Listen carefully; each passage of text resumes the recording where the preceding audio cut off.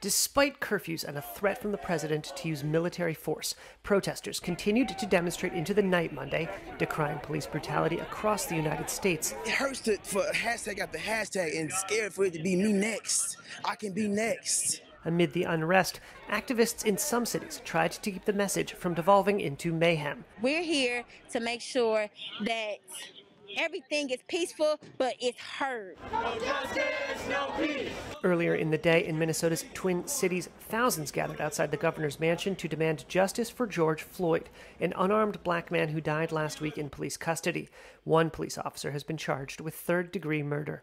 Minneapolis and St. Paul enacted curfews after protests led to looting, and as night fell on Monday, police arrested dozens demonstrating outside the state capitol. A similar scene in Dallas, where thousands protested peacefully in front of police headquarters. As curfew went into effect, a crowd blocked traffic on a highway, and police brought in a bus to take away more than 100 people arrested. There were no reports of violence. In some cases, protesters tried to keep the demonstrations from turning destructive. In Indianapolis, activists and cops worked together to de-escalate confrontations.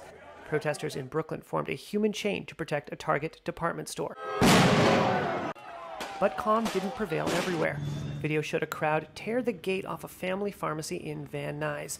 Some who attended a Los Angeles civil rights protest decried the destruction and helped sweep up the shattered glass. We're here trying to represent a whole different cause. We're here to do it in a peaceful way, and people that are doing this are ruining our chance to even protest. Police arrested several on suspicion of looting. Cops with clubs responded after vandals ransacked a liquor store in Cicero outside Chicago.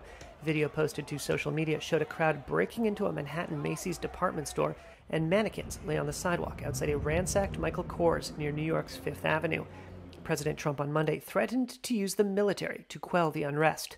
If a city or state refuses to take the actions that are necessary to defend the life and property of their residents, then I will deploy the United States military and quickly solve the problem for them. That evening, protesters in D.C. were met with a low-flying helicopter, its rotors kicking up wind and debris in what appears to be an attempt at crowd dispersal. A Christian broadcast network had a brief exchange with a top U.S. general. The chairman of the Joint Chiefs of Staff, General Mark Miley, said he supported the right to protest as long as it remained peaceful. Right to protest, First Amendment, sacrosanct. It's a right of the American people to protest, but protest peacefully.